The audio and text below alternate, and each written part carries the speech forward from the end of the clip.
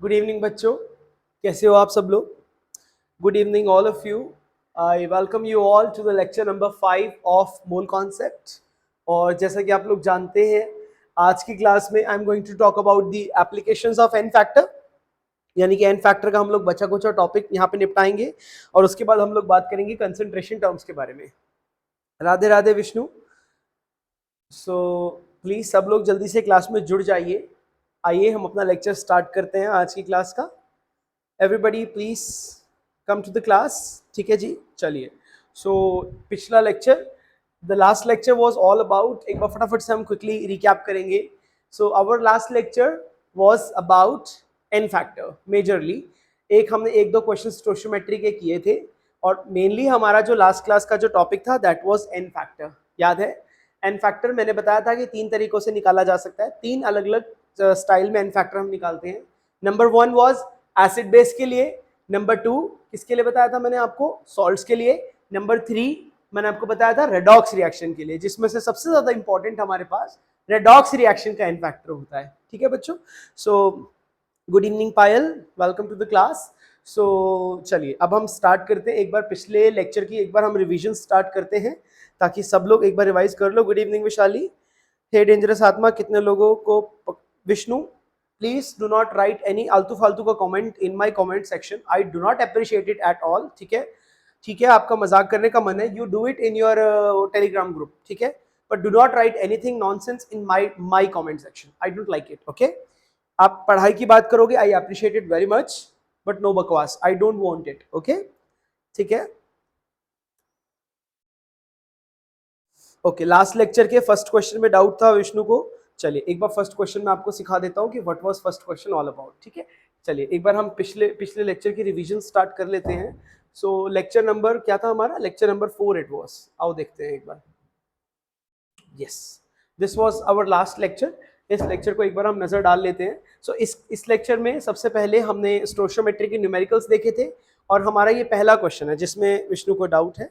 नमस्ते खुशी राणा. ठीक है, चलिए देखो sir last lecture first question में डाउट है. आओ विष्णु, में तुम्हें सभी लोग प्लीज एक बार ये क्वेश्चन को मेरे साथ रिकैप कर लीजिए. Not just Vishnu but it could be a doubt for somebody else as well. So आप लोग मेरे साथ एक बार इस क्वेश्चन को रिकैप कर लीजिए. ठीक है? चलिए आओ फटाफट देखो.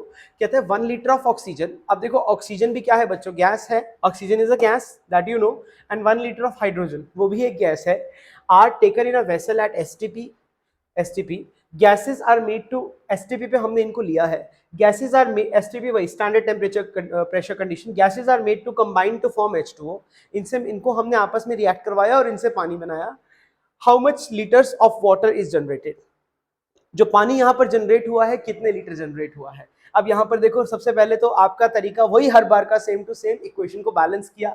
ये मैंने बैलेंस इक्वेशन लिखा, 1 लीटर मोल्स मैंने निकाले, given volume divided by volume divided by 22.4, volume divided by 22.4. फिर एलआर निकालने के लिए मैंने उठा के स्टोशियोमेट्री से डिवाइड कर दिया. ठीक है? तो स्टोशियोमेट्री से जब डिवाइड किया तो मैंने रियलाइज किया कि जो हाइड्रोजन है वही एलआर है. तो हाइड्रोजन को रिस्पेक्ट में कीजिए. अब मैं देख पा रहा हूँ कि जब भी कभी हमारे पास 2 हाइड्रोजन होते हैं तो 2 पानी बनता है. इधर से देखिए, 2 हाइड्रोजन से 2 पानी बनता है. तो एक हाइड्रोजन से एक पानी बनेगा. 1/22.4 मोल हाइड्रोजन से 1/22.4 मोल वाटर बनेगा. ठीक है जी? So mass of water produce will be 1/22.4 into 18, क्योंकि मोलर मास से मल्टीप्लाई कर दूंगा मैं. So ultimately this is my grams. ये ग्राम्स में आ गया. अब मुझे मालूम है कि जो डेंसिटी होती है वो 1 ग्राम पर ml होती है, यानी जितने ग्राम्स है उतना ही ml हो जाएगा. सो इट इज एग्जैक्टली इतना ml. अब इसके बाद में इसकी लीटर्स में पता लगाना है, तो इट इज 8.03 इंटू 10⁻⁻4 लीटर्स. फिर मैंने आपको एक कन्वर्जन सिखाया था कि जब मोल से हम वॉल्यूम में जाते हैं, मोल से वॉल्यूम की तरफ जाना है तो multiply by 22.4 litre and it is divide by 22.4 litre. But ये बात आपने ध्यान में रखनी है कि यहाँ पर जो वॉल्यूम की बात होती है that is only the volume of gas, nothing else. Okay? Volume of gas लेना है और वो भी एसटीपी पर लेना है, तभी आप 22.4 वाला कंडीशन यूज करेंगे, अदरवाइज यूज करने की जरूरत नहीं है. आई होप विष्णु आपको ये बात समझ में आ गई होगी. So that was question number 1. ठीक है? ठीक है, ठीक है. Okay sir, n factor last concept question of full reaction please discuss. Okay बेटा अक्षत, मैं अभी डिस्कस कर लेता हूं. Sir please include PYQ questions also.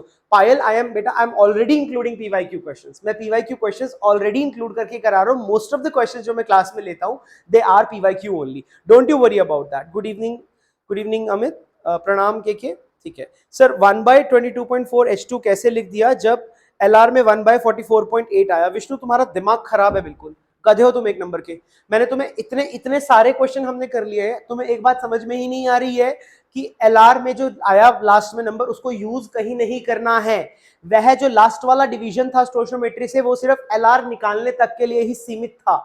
अब कैलकुलेशन तो जो मोल्स आए उसी से करोगे ना। Why don't you understand? Her question में एक ही बात मैं बोले जा रहा हूं, फिर भी तुम वही के वही एक वो पड़े हुए हो, ठीक है।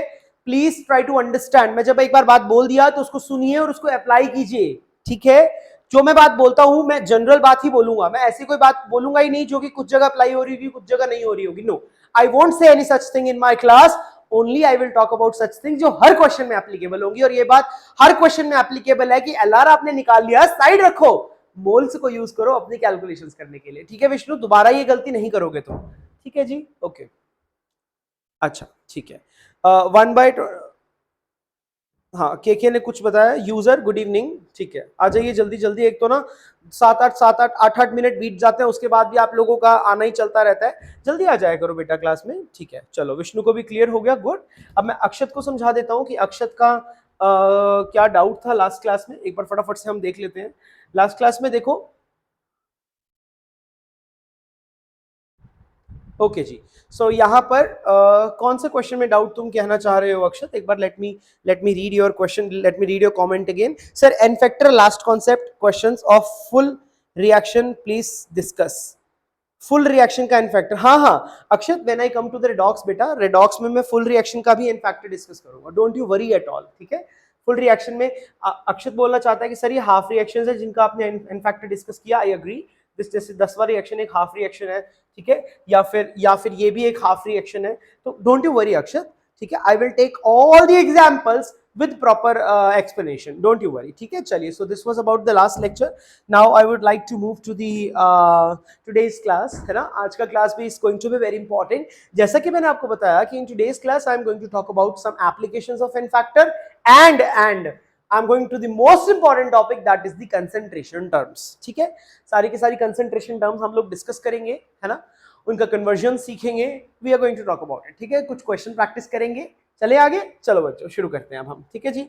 सो ये सब कहानी खत्म हो चुकी है।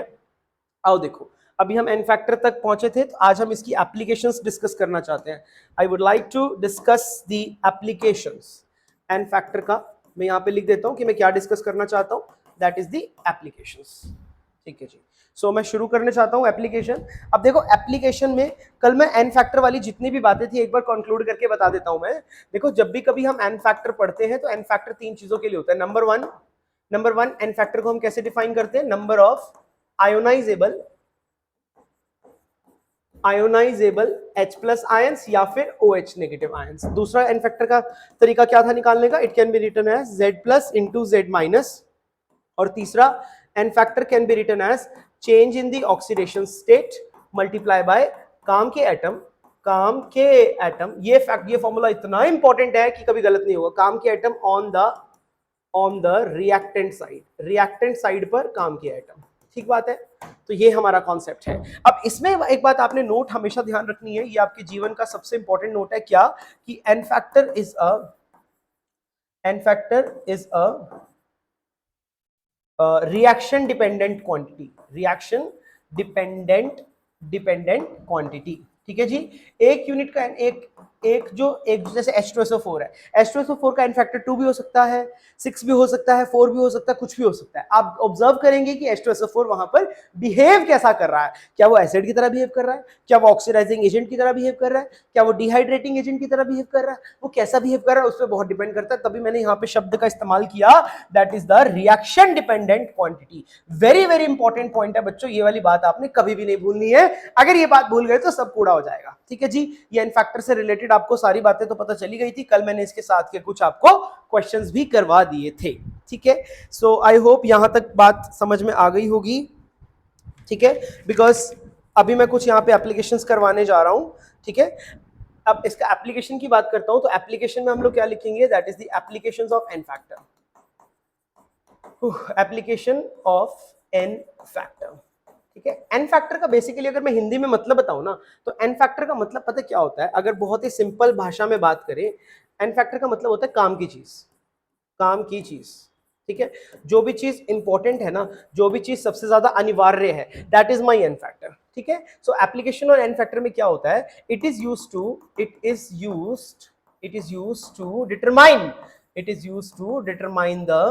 डिटरमाइन द ग्राम इक्विवेलेंट्स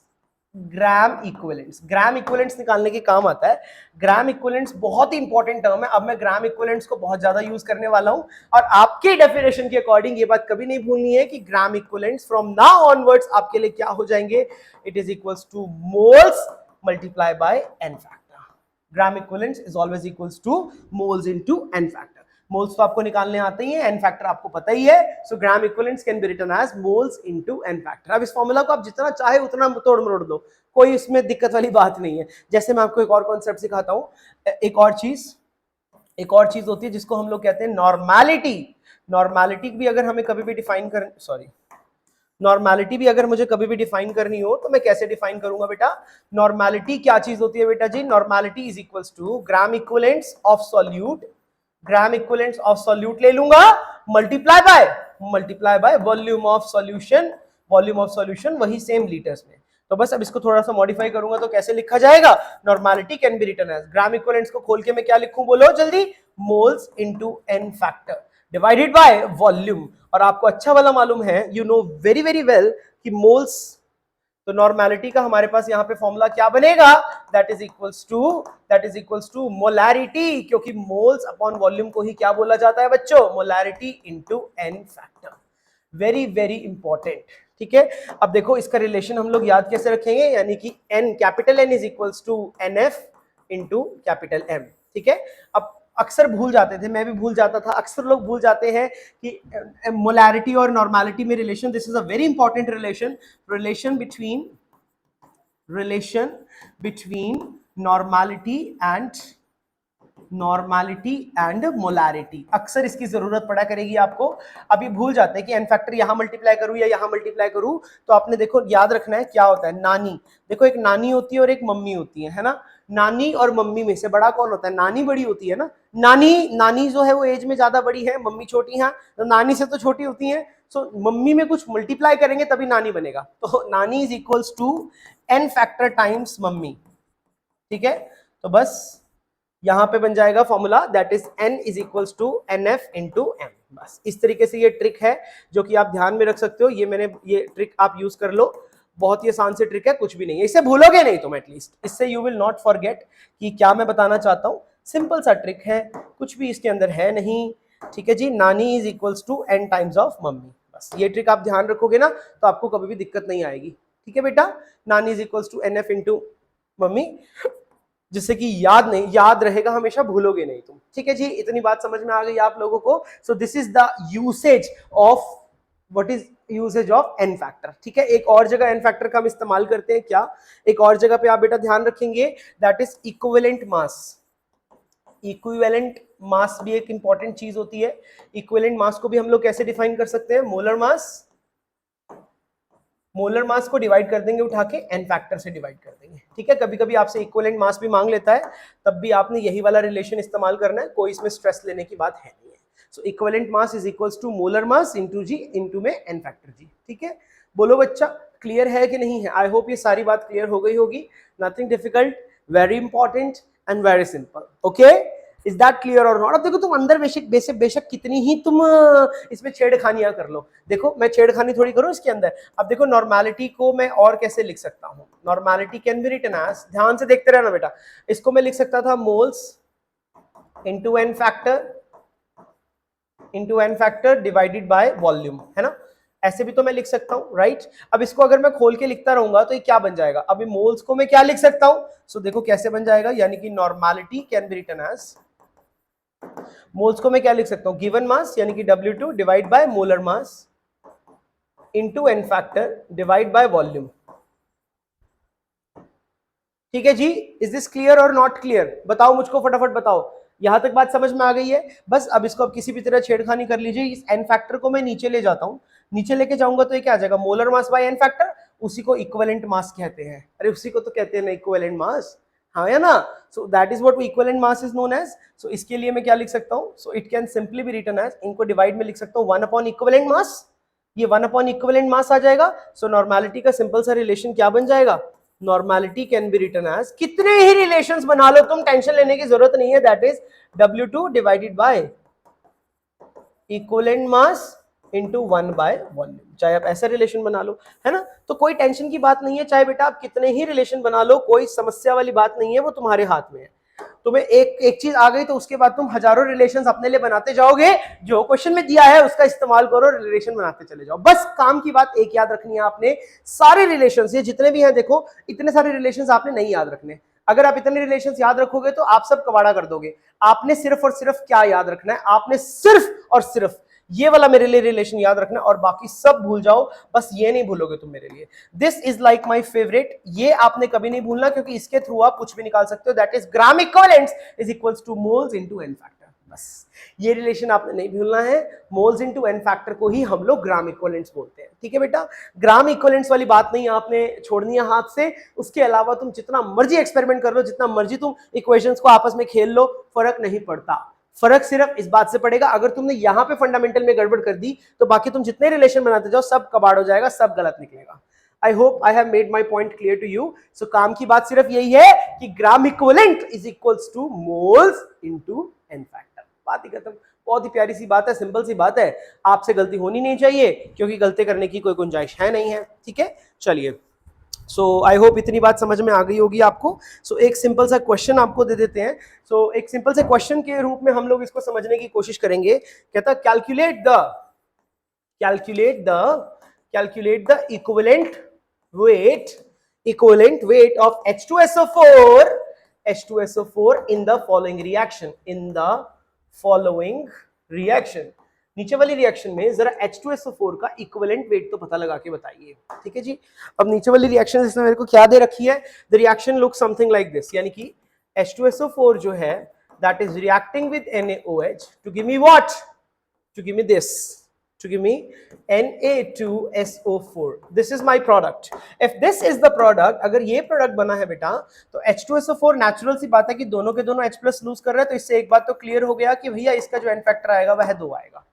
इतनी बात मेरे को एकदम क्लियर हो गई है कि N फैक्टर इसका 2 आने वाला है। If N factor is 2, so equivalent weight कैसे निकालते थे, that is molar mass divided by n factor. So molar mass कितना होता है इसका, 98 डिवाइड बाय एन फैक्टर, तो answer is 49। So I hope आपको समझ में आ गया होगा, ठीक है। एक क्वेश्चन तो मैंने ही कर दिया आप लोगों के लिए, बहुत ही सिंपल सा क्वेश्चन था, कुछ भी नहीं था इसके अंदर, ठीक है जी। सो आई होप आपको ये पूरा का पूरा एन फैक्टर का एप्लीकेशन समझ में आ गया होगा। पहला एप्लीकेशन क्या है बेटा, ग्राम इक्विवेलेंट्स निकालने के काम आता है, ठीक है जी। अरे ठीक है जी, बोलो बोलो यस और नो, यस, ठीक है। चलो आगे बढ़ते हैं। अभी मैं आपके डाउट्स नहीं ले रहा हूं, पहले मुझे थोड़ा सा टॉपिक पढ़ा लेने दीजिए, नहीं तो डाउट्स के चक्कर में ना स्पीड बहुत स्लो हो जाती है। तो मैं थोड़ा सा पढ़ा के आपके डाउट्स पे आऊंगा, मैं एक एक बच्चे का मैसेज देखूंगा, एक एक बात आपकी सुनूंगा, बिल्कुल चिंता मत करो, घबराना मत, ठीक है। अपना नोट करते रहो, जहां जहां पर भी तुम्हें दिक्कत आ रही है, just keep noting it down, okay. Just give me only 5 to 10 minutes, एक बार बस मैं थोड़ा सा टॉपिक करवा लूं, and then I am going to listen to you only, और किसकी सुनूंगा मैं भाई। चलिए आगे बढ़ते हैं, ठीक है। चलो प्यारे बच्चों, एक चीज मैं आपको और पढ़ाना चाहता हूं आज की क्लास में, that is called as, this is also very important topic. इस टॉपिक को हम लोग क्या कहते हैं बच्चों, law of chemical equivalence. Law of chemical equivalence बहुत ही शानदार टॉपिक है, बहुत ही जानदार और शानदार टॉपिक है। आइए इस टॉपिक को हम समझते हैं कि what is this law of chemical equivalence, ठीक है। समझे इस लॉ को, है ना, बहुत ही प्यारा लॉ है। आइए इस समझते हैं। कहता इन एनी केमिकल रिएक्शन, पहले मैं इसकी स्टेटमेंट लिख देता हूं, स्टेटमेंट के बाद में इसको समझाऊंगा एग्जांपल्स के साथ, ठीक है जी। तो कहता है इन एनी केमिकल रिएक्शन, यदि मैं किसी भी केमिकल रिएक्शन की बात करता हूं, any chemical reaction equal number of gram equivalents of all the reactants, जितने भी reactants है ना, of all the reactants, simple सी बात है, of all the reactants reacts to produce same number of gram equivalents of each product यानी कि हर product के same number of gram equivalents को यहाँ पे यूज करेगा। ठीक है जी। सो आई होप आपको बात समझ में आ गई होगी। ठीक है जी। So it is a very easy question, कुछ भी नहीं है इसके अंदर, है ना। सो जैसे मैं आपको एक एग्जांपल से समझाता हूँ। ठीक है, एक एग्जांपल समझते हैं, उससे हमें ज्यादा क्लैरिटी आएगी। मान के चलो कि मैंने एक रिएक्शन लिखा, ये H2SO4 plus 2 times of NaOH gives you Na2SO4 plus H2O, right. इस तरीके का मैंने एक रिएक्शन लिखा। अब क्वेश्चन में कहता है how many sorry So question is how many moles of NaOH will combine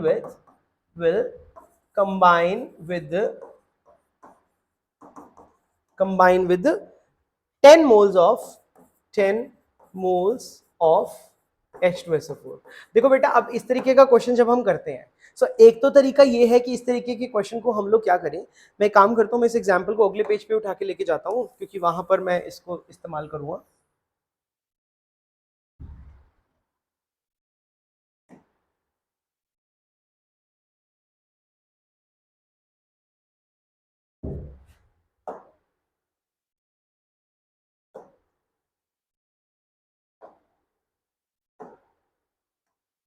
कैसे इस पे पेस्ट कैसे करूंगा मैं,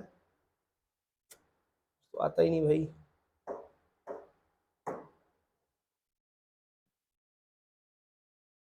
चलो एनीवेज छोड़ो, यही रहने देते हैं इसको। ओके। सो यहाँ पे अगर हम बात करते हैं इस क्वेश्चन की बात करते हैं। अब देखो, एक तो सिंपल सा तरीका ये है कि इस क्वेश्चन को आप सिंपल स्टोइचियोमेट्री की मदद से कर सकते हो, जो मैंने आपको मेथोडोलॉजी सिखाई है। और दूसरा तरीका क्या है कि हम लॉ ऑफ केमिकल इक्विवेलेंस का भी इस्तेमाल कर सकते हैं। सीखा तो हमने इसीलिए है ना, आओ मैं आपको करना सिखाता हूँ यूज। ठीक है, अब देखो इस क्वेश्चन में क्या है, इसका सॉल्यूशन मैं यहाँ पे करके दिखाता हूँ, जिससे कि तुम्हें समझ में आ जाएगा सॉल्यूशन। देखो क्वेश्चन में क्या था कि H2SO4 जो था वो रिएक्ट कर रहा है 2 टाइम्स ऑफ NaOH के संग, ताकि हमें क्या मिल जाए, ताकि हमें मिल जाए Na2SO4 प्लस H2O। ये हमारी रिएक्शन चल रही है ना। अब देखो जब ये रिएक्शन होगा ना ड्यूरिंग न्यूट्रलाइजेशन, इसको इस तरीके से भी कर सकते हैं, न्यूट्रलाइजेशन, जब न्यूट्रलाइजेशन हो रहा है ना बेटा, ड्यूरिंग न्यूट्रलाइजेशन आपने ध्यान में रखना है कि gram equivalents of H2SO4 must be equals to the gram equivalents of NaOH। अब इसकी मदद से हम लोग करेंगे। ठीक है जी। अब ग्राम इक्विवेलेंट्स का फॉर्मूला तो आपको आता ही है। ग्राम इक्विवेलेंट्स का फॉर्मूला क्या होता है, moles into n factor is equals to moles into n factor. ठीक है बेटा। अब इस क्वेश्चन में देखो, अब मुझे बताओ जरा, यहाँ पे H2SO4 के कितने मोल्स दे रखे हैं, 10 मोल्स, तो इट इज 10। H2SO4 का n factor is 20 is equals to, अब मुझे NaOH के मोल्स कितने दे रखे हैं, NaOH के मोल्स तो मुझे निकालने हैं, that is the question, how many moles of NaOH। तो मैं इसको क्या रहने देता हूँ, मोल्स ही रहने देता हूँ। एंड आई नो NaOH का n फैक्टर कितना होता है, 1 होता है। NaOH का n फैक्टर 1 होता है क्योंकि वो एक ही OH नेगेटिव रिलीज कर पाता है। सो बस, तो इससे हमें आंसर क्या मिला, यानी कि moles of NaOH required will be equals to 20 moles। ठीक है जी। इस तरीके से भी आप ये क्वेश्चन कर सकते हैं, बहुत ही इंपॉर्टेंट क्वेश्चन है, यानी कि law of chemical equivalency in general is very very important. ठीक है, आई होप आपको समझ में आ गया होगा। आया कि नहीं आया, बोलो बेटा। आ गया है तो बहुत अच्छी बात है, नहीं आया तो एक क्वेश्चन और करते हैं ट्राई, उसके थ्रू आ जाएगा आपको। ठीक है, चलिए एक क्वेश्चन में और यहाँ पे आपको ट्राई करवाता हूँ, बहुत ही प्यारा सा क्वेश्चन है ये वाला भी। लिखो, चलो लिखो, देखो क्या क्वेश्चन आएगा।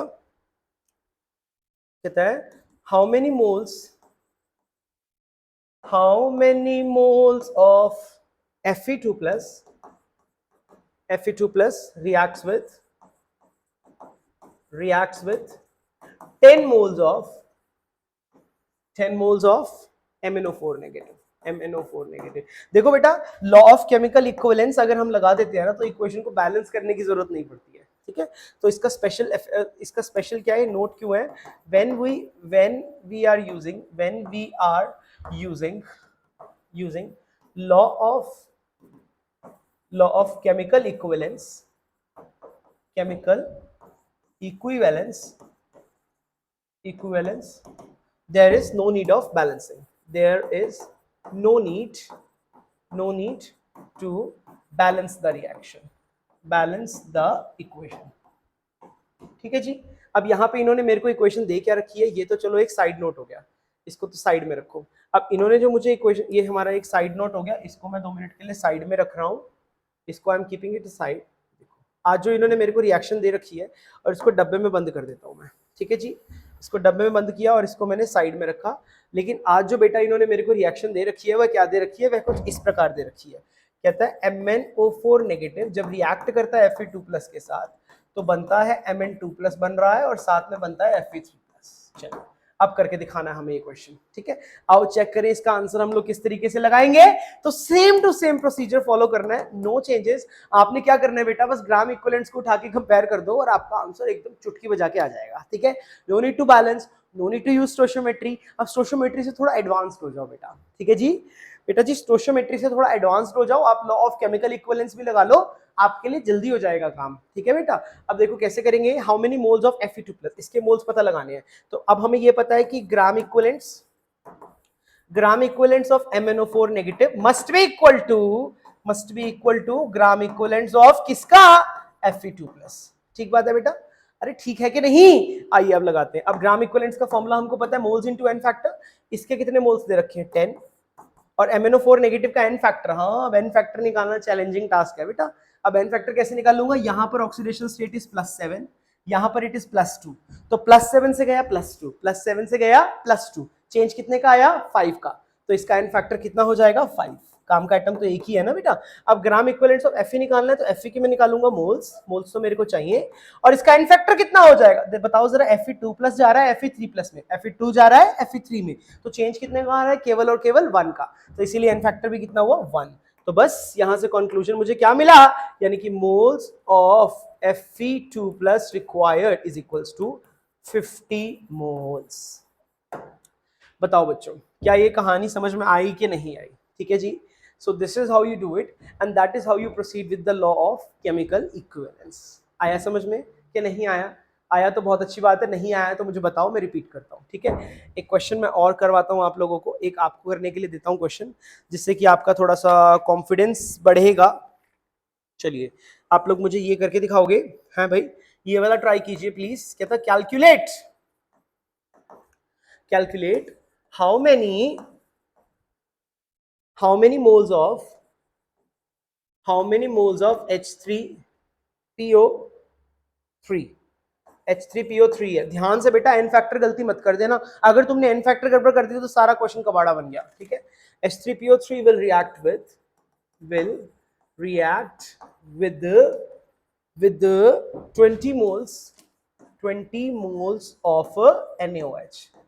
करो बच्चों, करो, do it please, do it for me right now I am looking at your comments. अब जिसको जो कहना है प्लीज कह दीजिए, I am looking at your comments right now, ठीक है। And meanwhile rest of you please proceed with this question, ठीक है। चलिए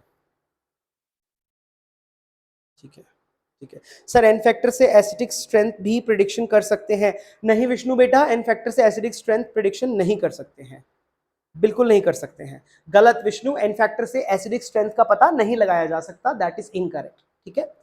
मैंने कल भी ये बात सिखाई थी, आज फिर से मैं बोल देता हूं, एन फैक्टर का यह कोई भी एप्लीकेशन नहीं है, ठीक है।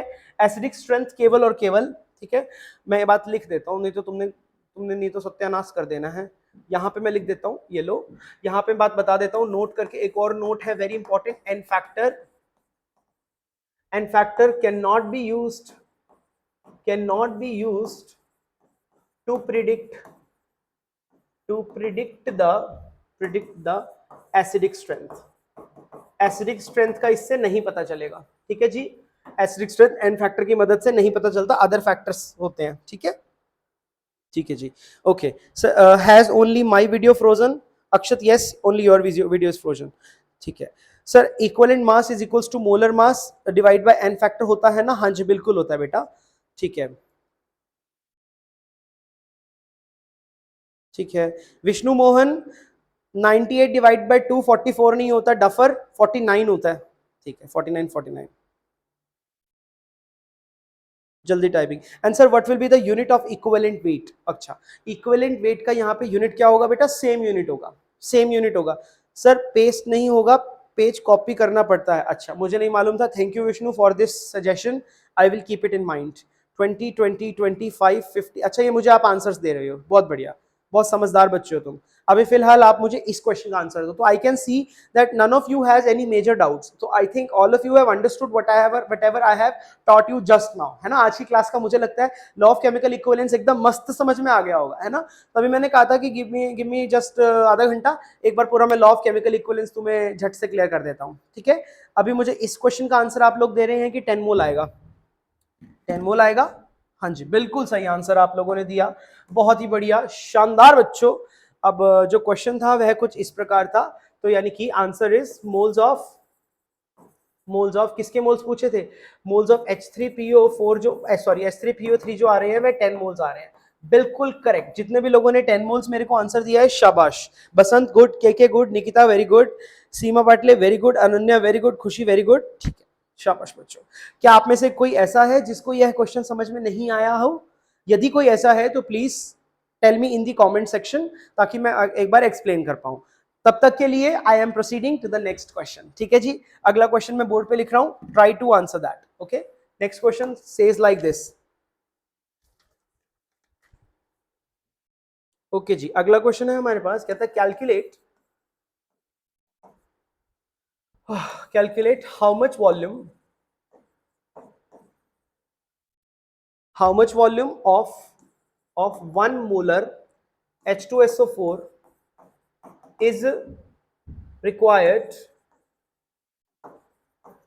required to to completely react with a mixture with a mixture containing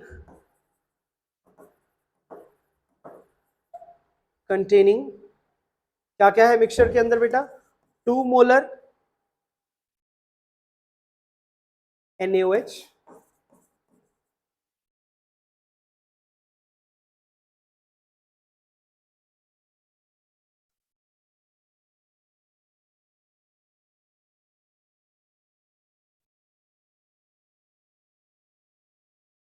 comma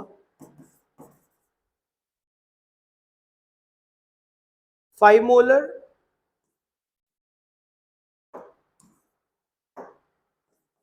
CaOH whole twice and 10 molar NaCl। कीजिए, प्लीज डू इट।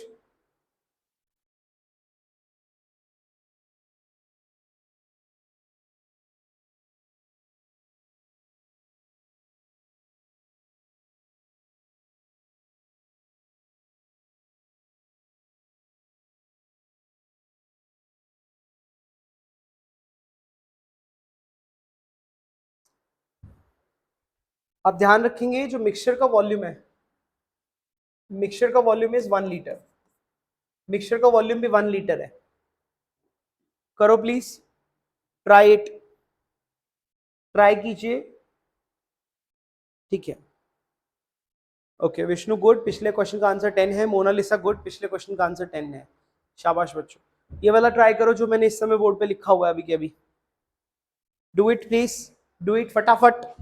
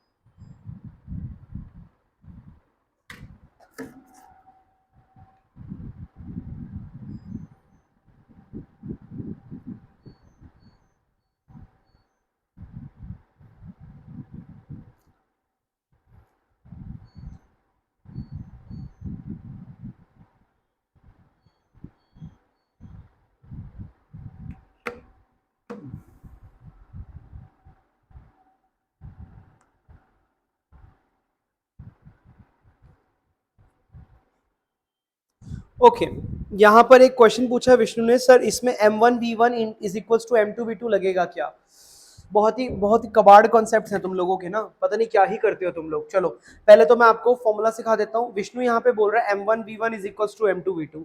आओ जान लो कि M1V1 और M2V2 कब लगाते हैं। ठीक है, वैसे तो मैं इस टॉपिक को पूरा पूरा एक्सप्लेन करने वाला हूँ। लॉ ऑफ डाइल्यूशन बोलते हैं बेटा इसको, डाइल्यूशन नहीं कर रहे यहाँ पे हम लोग। ठीक है, चलो अब मैं आपको सिखाता हूँ। ये जो M1V1 विष्णु ने यहाँ पे एक बात बोली है, ठीक है, ये वाला इसने फॉर्मूला बोला है यहाँ पे M1V1 is equals to M2V2। ठीक है, इस फॉर्मूला को बेटा हम लोग क्या बोलते हैं? This is called as law of dilution. This is called as law of dilution.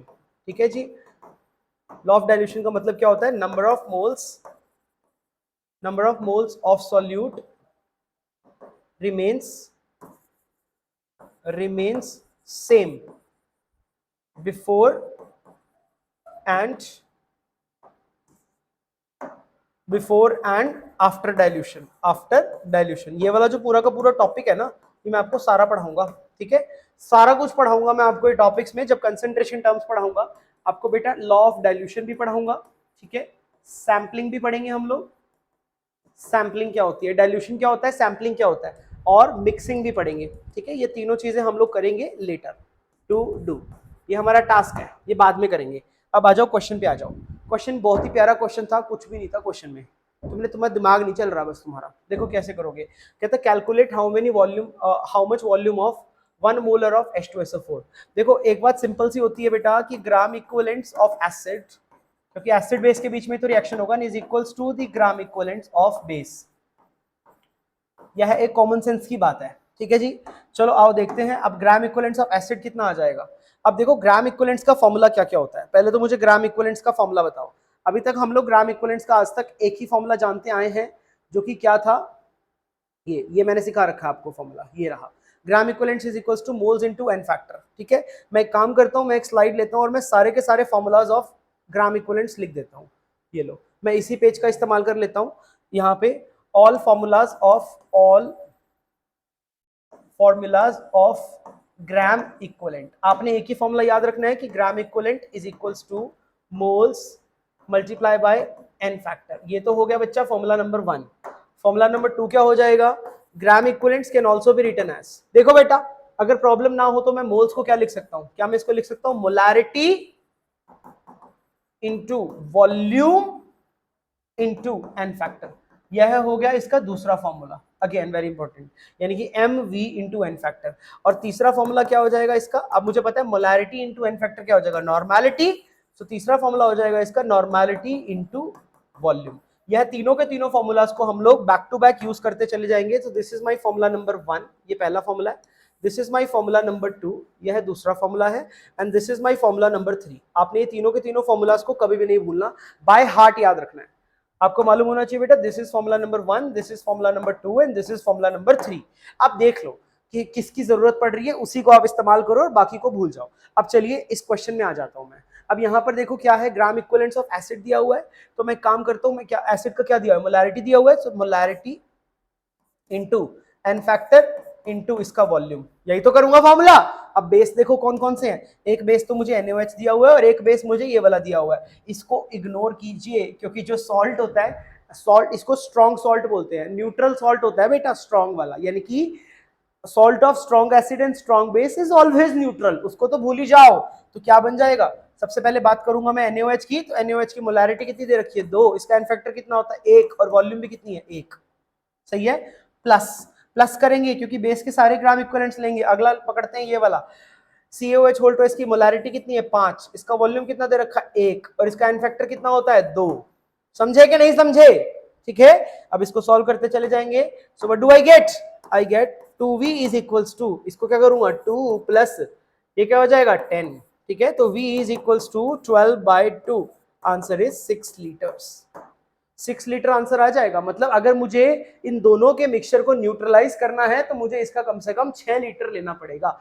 NaCl का कोई रोल ही नहीं है। ठीक है, NaCl का बेटा कोई रोल नहीं है इसके अंदर, NaCl को गोली मार दो, NaCl का कोई रोल नहीं है, NaCl को भगाओ यहां से। ठीक है, अब इसमें देखो एक बात आपको दिमाग में एकदम डाल लो, सॉल्ट्स। सॉल्ट्स कैसे कैसे टाइप की होती हैं, ठीक है। सबसे पहले मान के चलो, पहला एग्जांपल लिया मैंने, अगर मान के चलो स्ट्रॉन्ग एसिड मिला है स्ट्रॉन्ग बेस के साथ, तो इसको बोलते हैं हम लोग न्यूट्रल सॉल्ट। न्यूट्रल सॉल्ट यानी कि स्ट्रॉन्ग एसिड का जैसे मैंने एग्जांपल ले लिया, क्या स्ट्रॉन्ग एसिड का एग्जांपल लिया हमने यहाँ पे HCl। लेट्स सपोज मैंने HCl लिया, यदि मैंने HCl लिया और उसको ट्रीट करवाया NaOH के संग, तो सॉल्ट क्या बनेगा, NaCl, और NaCl एक न्यूट्रल सॉल्ट है, ठीक है। सेकेंड एग्जांपल लेते हैं, मान के चलो मैंने स्ट्रॉन्ग एसिड के साथ में वीक बेस ले लिया, ठीक है। वीक बेस ले लिया तो यहाँ पे एसिडिक सॉल्ट बनेगा, एसिडिक सॉल्ट, ठीक है। कैसे, जैसे कि मैंने HCl लिया और HCl के साथ लिया मैंने NH4OH, तो जब इसको आपस में कंबाइन करूंगा तो what do I gate NH4Cl। यह एक एसिडिक सॉल्ट होता है, क्योंकि ये वाला सॉल्ट जो है वो पानी में जाके क्या अंडरगो करेगा, हाइड्रोलिसिस अंडरगो करेगा, और हाइड्रोलिसिस के बाद हम लोग चेक करेंगे कि यह एसिडिक हो गया। और ये हाइड्रोलिसिस हम लोग कहां पढ़ेंगे, आयोनिक इक्विलिब्रियम में सिखाऊंगा बेटा आपको ये, ठीक है जी। बड़ा मजा आएगा ये पढ़ने में, आयनिक इक्विलिब्रियम, मतलब मैं पढ़ाऊंगा या कोई भी जो पढ़ाएगा, आयनिक इक्विलिब्रियम में ये सब सीखेंगे हम लोग, ठीक है बेटा। तीसरा टाइप का सॉल्ट देखिए, दैट इज वीक तो मैंने ले लिया एसिड और स्ट्रॉन्ग मैंने ले लिया बेस, तो इसमें बेटा बेसिक सॉल्ट बनता है। This is an example of basic salt बेटा जी, बेसिक सॉल्ट बन जाएगा। सो what do I gate, weak acid का एग्जांपल लीजिए जैसे कि CH3COOH, और इसका एग्जांपल ले लीजिए NaOH, कंबाइन करूंगा तो कौन सा सॉल्ट बनेगा, CH3COONA। यह भी क्या करेगा, दिस विल अंडर वाटर में जाके क्या अंडरगो करा बच्चा इसने, हाइड्रोलिसिस। अब यदि हाइड्रोलिसिस होगा तो हाइड्रोलिसिस का मतलब क्या है कि यहां पर हाइड्रोलिसिस के बाद बेसिक सॉल्यूशन बन जाएगा, तो इसीलिए इसको बेसिक सॉल्ट कहा जाता है। I hope I have made my point clear to you, बहुत ही आसान सी बात है। और चौथे टाइप का क्या हो जाएगा, चौथे टाइप का सॉल्ट यदि मैंने ले लिया हो, इस तरीके का ले लिया हो, दैट इज वीक तो ले लिया हो एसिड और वीक ले लिया हो बेस, तब हमारे पास जो सॉल्ट बनेगा, it could B acidic, it can B acidic और बेसिक, न्यूट्रल नहीं होता बेटा यहाँ पे, ठीक है। कैसे पता चलेगा, यदि तो देखो इसमें केसेस आ जाएंगे, अगर आपका pKa या फिर Ka ले लो सीधा, अगर आपका Ka जो है वह ज्यादा है Kb से, वीक के लिए बात चल रही है, तब ये सॉल्ट हमारा एसिडिक हो जाएगा, दिस इज एसिडिक सॉल्ट। यदि Ka बराबर हो जाएगा Kb के, तब ये न्यूट्रल सॉल्ट बन जाएगा, न्यूट्रल। और अगर Ka मेरा छोटा आ गया बेटा Kb से, तो ये बन जाएगा बेसिक सॉल्ट, ठीक है जी। एग्जाम्पल ले लीजिए जैसे कि CH3COOH plus NH4OH will give me what, will give me CH3COONH4 minus plus, ठीक है। तो इस पे आप देखना पड़ेगा कि ये क्या आएगा, ठीक है। इसका जो नेचर है, acid base nature depends upon the pK value, मैं कमेंट में लिख देता हूं, इसका जो एसिड बेस नेचर है, acid base nature depends on कि कौन सा पार्ट ज्यादा स्ट्रॉन्ग है, depends on pKa and pKb values, ठीक है जी, इन वैल्यूज पे डिपेंड करता है, ठीक है बेटा। सो आई होप आपको चारों सॉल्ट समझ में आ गई। और जो न्यूट्रल सॉल्ट होगा, अब ऑब्वियसली बात है ना, जो न्यूट्रल सॉल्ट होगा वो तो पंगे ही नहीं लेगा ना, है ना। अब जो एसिडिक सॉल्ट होगा वो बेस के साथ पंगे लेगा, जो बेसिक सॉल्ट होगा वो एसिड के साथ पंगे लेगा, है ना। पर जो न्यूट्रल सॉल्ट होगा वो किसी के साथ भी रिएक्ट नहीं करता, ठीक है। ये बात भी मैं आपको समझा के लिख देता हूं कि ध्यान रखना बेटा आप लोगों ने कि कमेंट, एक नोट यहां पे आपने ध्यान में रखना है कि न्यूट्रल सॉल्ट जो होगा,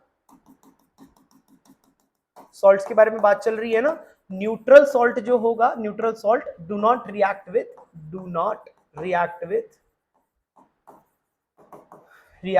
एसिड या फिर बेस, ठीक है। जो एसिडिक सॉल्ट होगा वो किसके साथ रिएक्ट करेगा, बेस के साथ रिएक्ट कर जाएगा, ठीक है। और जो बेसिक सॉल्ट होगा वह रिएक्ट करेगा एसिड के साथ, ठीक है जी। So these are the possible reactions possible, ठीक है। सो आई होप ये कहानी आपको समझ में आ गई होगी। सो इस क्वेश्चन में अगर हम बात करते हैं तो हमारा आंसर 6 लीटर आ जाएगा, क्योंकि यह एक, अगर मैं NaCl की बात करता हूं प्योरली, तो NaCl एक प्रकार का न्यूट्रल सॉल्ट है। यह एक न्यूट्रल सॉल्ट है। यदि अब ये न्यूट्रल सॉल्ट है तो वो इस एसिड के साथ पंगे बिल्कुल नहीं लेगा। तो एसिड को सिर्फ और सिर्फ किससे तकलीफ हो रही है? NaOH से और CaOH होल ट्वाइस से। तो बस आपने ग्राम इक्विवेलेंट्स का फॉर्मूला लगाना है। यहां पर जो फॉर्मूला लग रहा है ग्राम इक्विवेलेंट्स का, वो कौन सा लग रहा है? Molarity into volume into n factor. ये वाला फॉर्मूला यूज कर रहे हैं हम लोग इस क्वेश्चन में, इस पर्टिकुलर क्वेश्चन में this formula I am using. ठीक है जी, यह पर्टिकुलर फॉर्मूला लग रहा है इस पर्टिकुलर क्वेश्चन में। बताओ बच्चों, क्या आपको मेरी बात समझ में आई कि नहीं आई? सॉल्ट्स के बारे में भी ज्ञान हो गया होगा। ठीक है, चलिए एक क्वेश्चन और करते हैं, then I will get back to you guys. ठीक है, एक क्वेश्चन मैं और करवाना चाहता हूं, आप लोग मुझे करके दिखाएंगे वह क्वेश्चन। कौन सा करोगे, कौन सा करोगे? चलो एक सिंपल सा करके दिखाओ मेरे को, फटाफट सिंपल सा करके दिखाओ। ठीक है, सो the question says, I am sorry, so the question says, कहता है calculate calculate how much volume of 0.1 molar H2SO4 solution will react with will react with 2 moles of NaOH। करो बेटा, जल्दी से जल्दी कर दो, बिना टाइम वेस्ट करे। 1 सेकंड लगाओ और मुझे इसका आंसर बताओ फटाफट। तब तक मैं आपके कमेंट्स देख लेता हूं कि आप लोग कुछ कहना चाहते हो या नहीं चाहते हो। आओ देखते हैं। सर इसमें M1V1, ठीक है विष्णु, तेरे को तेरी बात समझ में आ गई। ठीक है, ओ 1 लीटर, खुशी राणा तुम्हारा आंसर गलत है, 1 लीटर गलत है, 11 लीटर, मूर्ख, के मूर्ख। ठीक है जी, निकिता कुमारी बोलती है 6 लीटर, शाबाश बेटा। खुशी ओके सर, ओके सर, ठीक है चलो, ठीक है, कोई किसी का कोई मेजर डाउट है नहीं, मुझे दिख नहीं रहा है। सो अब आप लोग प्लीज ये वाला क्वेश्चन मेरे को ट्राई करके दीजिए। ठीक है, सो आपको बाकी चीजें तो अभी जो मैंने बताया सारा, उसमें कोई डाउट है तो पूछो, नहीं है तो ये वाला क्वेश्चन ट्राई करके मेरे को इसका आंसर दो फटाफट, हरी अप।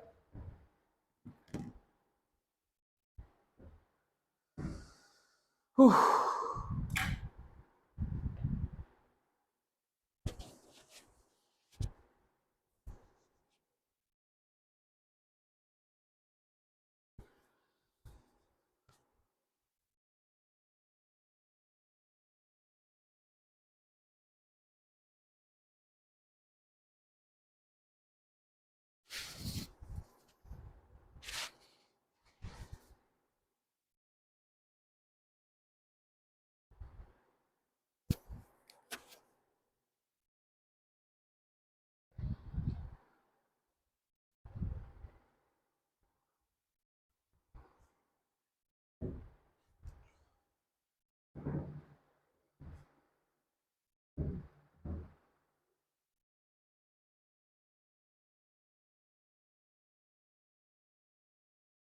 10 लीटर्स, निकिता का आंसर आया है 10 लीटर्स। शाबाश बेटा निकिता, बिल्कुल सही जवाब दिया आपने, because 10 litre is the correct answer. Good job girl, good job. ठीक है, ठीक है भाई, इसका जो क्वेश्चन का आंसर है that is 10 litre. I am writing the answer, that is volume of, क्या पूछा है? Volume of H2SO4। So volume of H2SO4 यहाँ पर कितना निकल के आ रहा है? It is coming out to be 10 litre. जिसका 10 नहीं आ रहा है वो मेरे से पूछ लीजिए, और जिनका 10 आ रहा है वो अगला क्वेश्चन ट्राई कीजिए। अगला क्वेश्चन में कहता है बेटा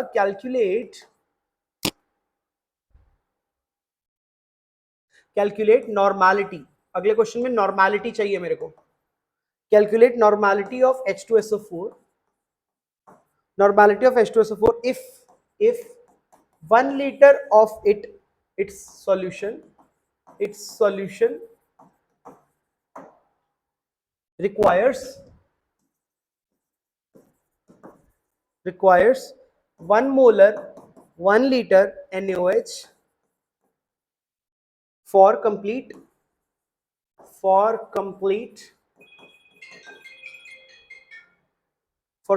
neutralization. Please do it fast, hurry up.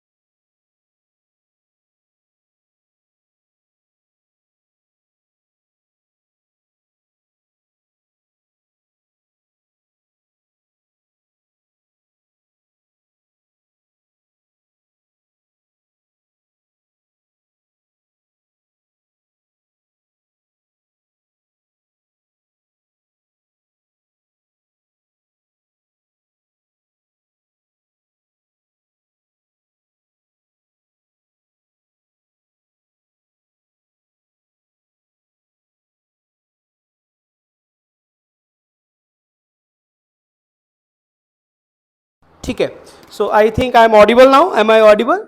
ठीक है, आंसर नहीं आया, मोनालिसा का आंसर नहीं आया। मोनालिसा एक बार मुझे ये बता दे बेटा कि कौन से क्वेश्चन का आंसर नहीं आया, ये वाला नहीं आया 10 लीटर, या ये अगले वाला नहीं आया? अगले वाले का आंसर आप लोगों ने मुझे निकाल के दिया है 1 नॉर्मल। चेक करूं मैं एक बार ये आंसर कितना आ रहा है इसका? बिल्कुल सही आ रहा है 1 नॉर्मल, बहुत ही बढ़िया। निकिता वेरी गुड, सीमा गुड, पूजा गुड, के गुड, विष्णु शाबाश, अनन्या गुड, खुशी राणा बहुत बढ़िया, खुशी। मोनालिसा आपका कौन से क्वेश्चन का आंसर नहीं आया बेटा? You have to clarify it कि आपको ये 1 नॉर्मल कैसे आया, ये समझ नहीं आया, या फिर आपको 10 लीटर वाला समझ में नहीं आया? Until unless you'll tell me, I can't, I won't be able to know. Tell me please.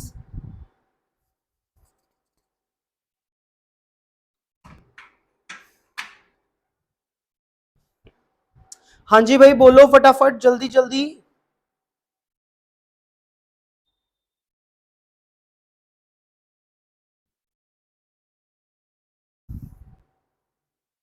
कोई जवाब ही नहीं दे रहा। ठीक है, सो इसका यहां पे आंसर आ रहा है normality of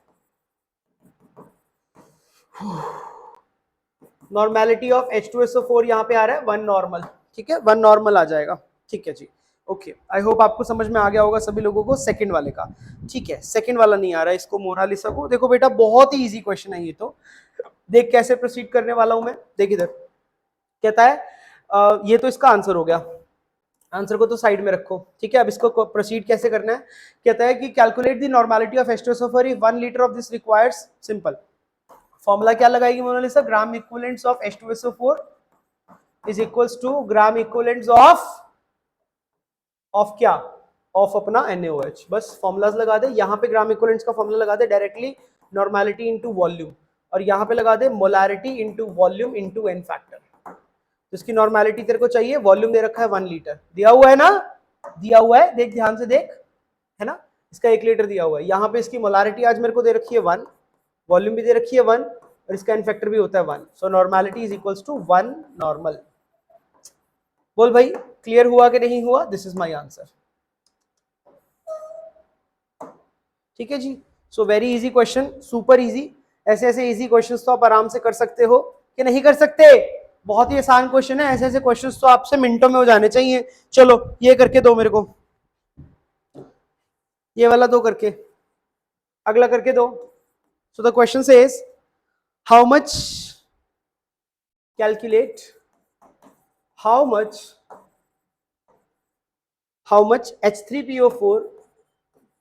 H3PO4 in grams, यानी कि मास कैलकुलेट करना है, is needed is needed is needed to be dissolved needed to be dissolved in 3 liter solution, dissolved in 3 liter solution, so that resulting solution requires 1 liter of 3 molar NaOH for complete neutralization.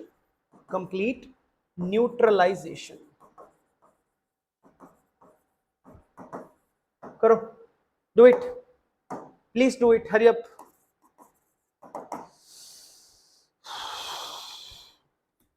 Do it बच्चा party. ठीक है, तब तक मैं आपकी doubts देख लेता हूं। 1 मोलर सर, सेकंड क्वेश्चन नहीं आया। ठीक है, अभी आ गया समझ में? मोनालिसा अभी समझ में आया बेटा? ठीक है, अगला कीजिए, डू नेक्स्ट।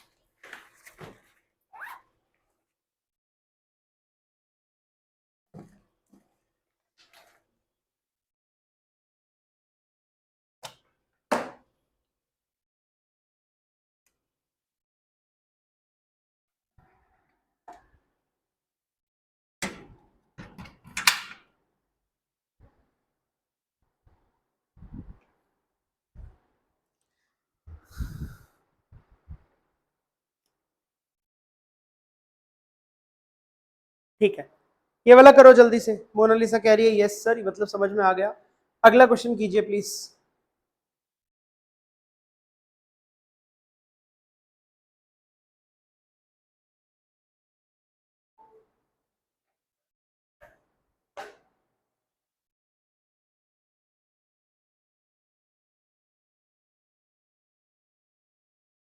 करो ट्राई, जल्दी करो फटाफट।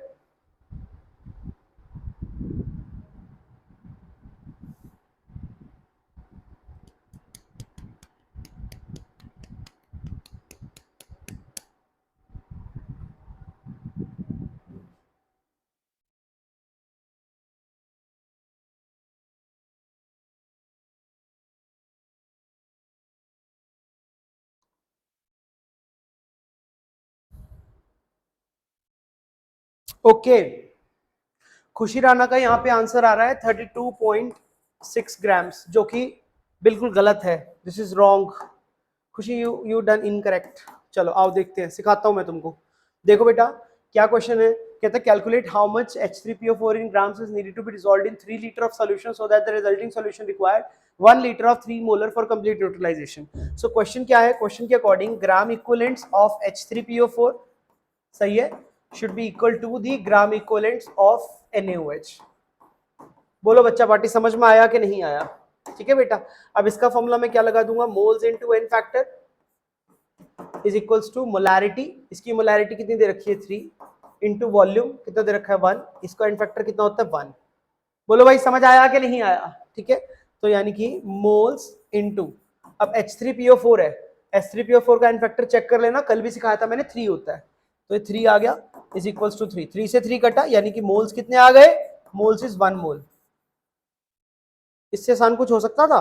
यानी कि moles of H3PO4 required, moles of H3PO4 required, sorry, required is equals to 1 mole. ठीक है, तो इसका मतलब क्या हो गया, यानी कि mass of H3PO4 is equals to इसका मोलर मास, यानी कि 98 ग्राम। जो भी तुमने खुशी आंसर दिया है वो बकवास है, ये करेक्ट आंसर है। This is the correct answer. ठीक है जी, so I hope you have understood this question. आसान सा क्वेश्चन था। ठीक है जी, सब लोग प्लीज नोट कर लीजिए इस क्वेश्चन को और मुझे अगला क्वेश्चन ट्राई करके दीजिए। ठीक है, you will try next question after this. This was easy question. खुशी तुम्हारा आंसर रॉन्ग है, जो गलती है उस पर जरा नजर गौर फरमाएं। ठीक है, अगला क्वेश्चन ट्राई करो बच्चों। कहते हैं कैलकुलेट, ये वाला क्वेश्चन मैं लिख लूं उसके बाद I will look at your doubts. कहते हैं कैलकुलेट मोलैरिटी, अब हमें मोलैरिटी निकालना है। Calculate molarity of 2 litre HCl, 2 litre HCl if it requires, if it requires 1 liter 1 molar NaOH, NaOH plus 1 liter 1 molar CaOH whole twice for complete neutralization, for complete neutralization। करो, do it, do it for me, do it for me right now. ये वाला करके दिखाइए please. पिछले वाले का answer is 98 grams. Okay, okay जी, क्योंकि 1 मोल आ रहा था इसका, तो इसलिए करेक्ट आंसर इज 98 ग्राम्स, वही मोलर मास के बराबर ही आ जाएगा आंसर। ठीक है जी, चलिए अगला क्वेश्चन आप लोग मुझे करके दीजिए फटाफट से, हरी अप।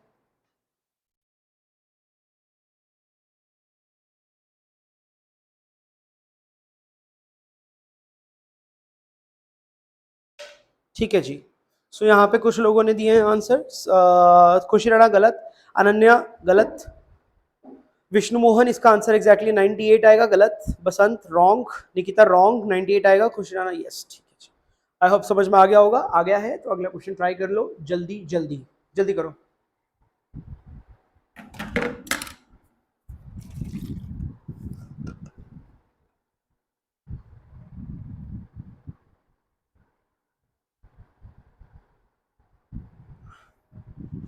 जल्दी करो, तब तक मैं अपनी बॉटल फिल करके लाया।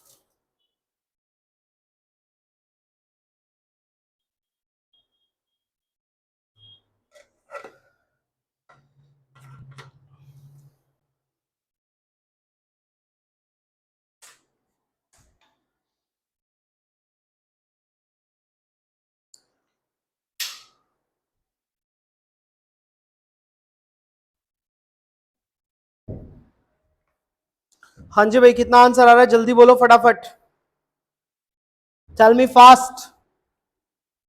कितनी मोलैरिटी आ रही है इसकी HCl की, बताओ जल्दी आंसर। ओके, खुशी राणा का आंसर आ गया 1.5 मोलर, शाबाश, good job, good job Ananya, good job Nikita, good job Akshit. Pen कहाँ गया मेरा? ठीक है, बिल्कुल सही आंसर दिया बच्चों आप लोगों ने, यानी कि molarity of HCl, HCl is coming out to be 1.5 molar, शाबाश, बहुत बढ़िया। ठीक है जी, चलिए, ठीक है, आई होप बात समझ में आ गई होगी, कोई भी मुश्किल बात नहीं थी इसके अंदर। ठीक है, let's move to the next question.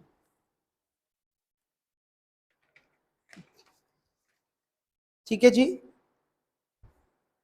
एक लास्ट कैटेगरी करेंगे, बस इस टाइप का मैं लास्ट क्वेश्चन करवा रहा हूं, इस टाइप का, फिर अगले टॉपिक की तरफ मूव करूंगा।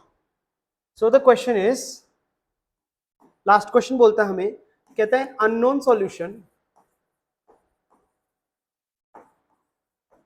an unknown solution of H2SO4, H2SO4 100 ml है बच्चा, अननोन से मतलब उसकी कॉन्सेंट्रेशन नहीं पता, इस टाइट्रेटेड, इस टाइट्रेटेड, तुम्हें पता है तुम अनजाने में एसिड बेस्ड टाइट्रेशन सीख गए हो, मैंने तुम्हें धोखे से एसिड बेस्ड टाइट्रेशन सिखा दिया है, उसमें भी यही करना होता है। ठीक है जी, हाँ, हालांकि मैं अलग से पढ़ाऊंगा टॉपिक, घबराने की बात नहीं है, बट करना मोर और लेस यही सब है उसमें भी। ठीक है, इस titrated with, is titrated with 0.1 molar 2 liter CaOH whole twice, and excess of CaOH whole twice present in the resulting solution, requires 0.1 molar 1 liter HCl। ठीक है, then calculate the molarity of H2SO4। do it, please do it, do it बच्चा party, करके दिखाओ मुझको इसका answer कितना आ रहा है। ठीक है, करके दिखाइए फटाफट से। ठीक है, तो पिछले वाले का सबका 1 मोलर आ गया था, बहुत बढ़िया, शाबाश। अगला वाला ये जो क्वेश्चन है प्लीज मुझे करके दिखाइए। ठीक है, do it, do it right now, चलो चलो चलो चलो चलो करो।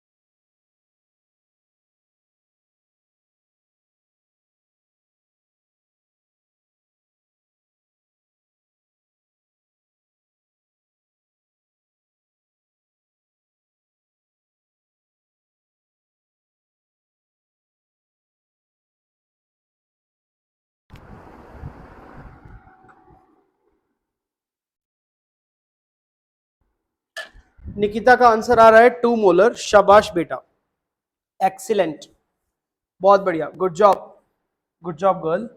तो हमने यहाँ पे क्या निकालना था, मोलैरिटी निकालनी थी। Molarity of H2SO4 is coming out to be 2 molar. बिल्कुल सही जवाब है, बिल्कुल सही जवाब, दैट इज द आंसर। ठीक है जी, चलिए। आप सभी को समझ में आ गया होगा। पूजा तुम्हारा आंसर गलत है, दोबारा करो। रॉन्ग, रॉन्ग है तुम्हारा answer, do it again, please do it again, your answer is wrong dear. ठीक है जी।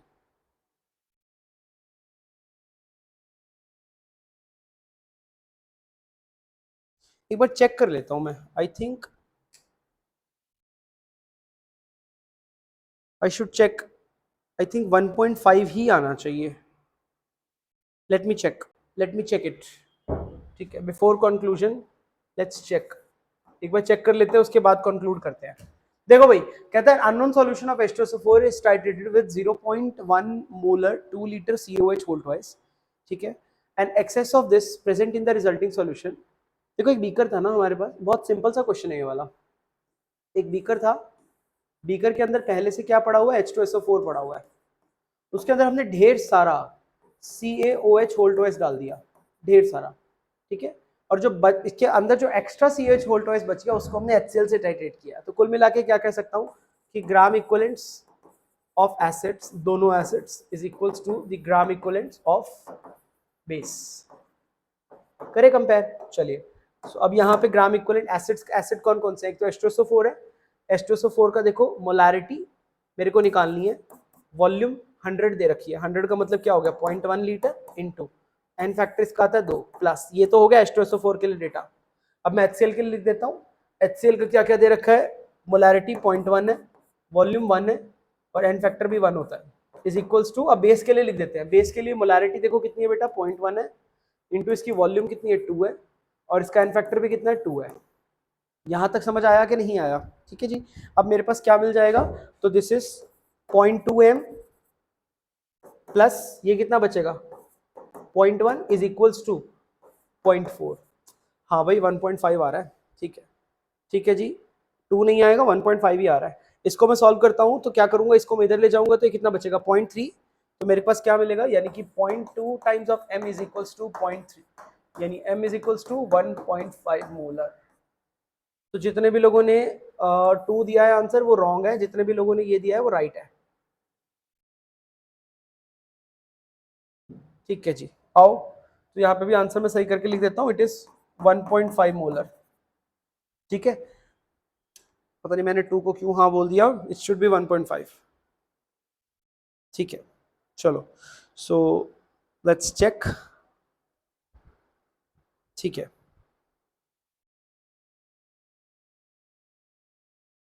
ठीक है, सीमा गलत है आंसर, निकिता गलत है, बता दिया मैंने ये।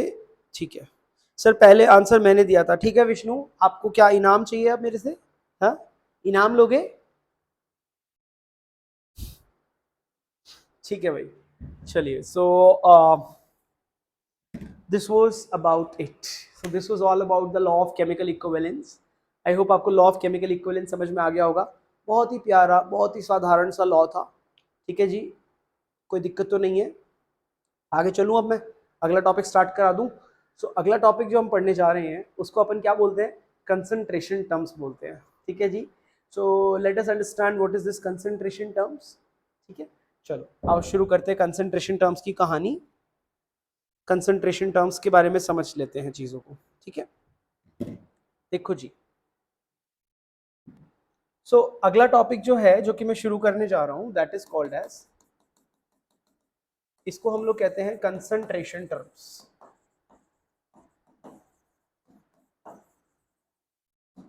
ठीक है जी, सो लेट अस अंडरस्टैंड कि what is this concentration terms. ठीक है, देखो क्या होता है ना, केमिस्ट्री का मतलब क्या होता है, अगर मैं सिंपल एक केमिस्ट्री की वर्ड बात करता हूं तो केमिस्ट्री का मतलब होता है स्टडी ऑफ मैटर। हाँ या ना, मैटर की तो स्टडी करते हैं। ठीक है, अब मैटर को पढ़ना है तो मैटर को एक काम करता हूँ, मैटर को क्लासिफाई करता हूँ। जब मैटर को क्लासिफाई करते हैं तो मैटर की 2 क्लासिफिकेशन होती है बेटा, physical classification and chemical classification.